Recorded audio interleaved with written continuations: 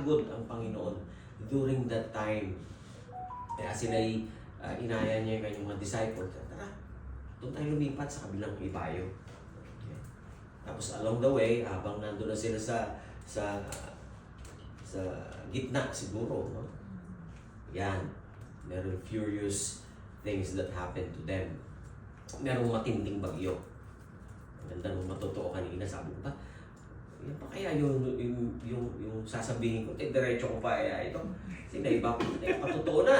Amen! No? Sabi ko nga nung, trust in the Lord, di ba? O, yun na yun. Dito. Okay? Tapos yung mga tanong ng, why God allow this to happen? Di ba? Siguro wala na sa ating nagtatanong ng ganyan, ano? Bakit nangyayari ito sa buhay ko?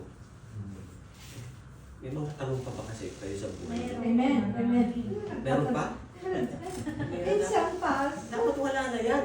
Diba? Tatanong. Tatanong tayo, lalo na kung tayo'y Wala. hirap. Pero pagka meron naman tayo, ewan kung magtatanong pa tayo. Nakalimutan. Okay? Di ba? Baka nasaan na tayong lugar. Di ba? Nasa wilderness minsan pa. Baka imbis na magpuri ka sa Panginoon, nandun ka sa, nasa mall.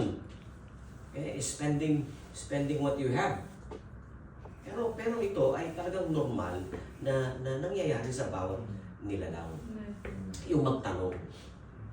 Hindi naman inaalaw ng Diyos yan ay hindi pinipigilan ng Panginoon na huwag ka magtanong.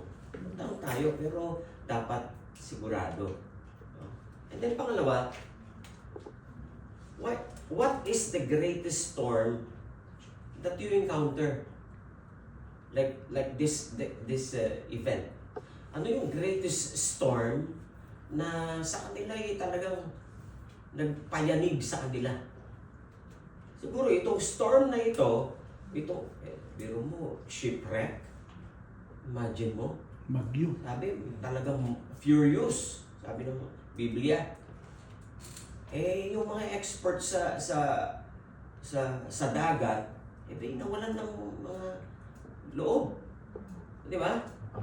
Experto sila, pero pagdating ng bagyo na ito, wala na silang magawa. Kundi gisingin pa yung Panginoon.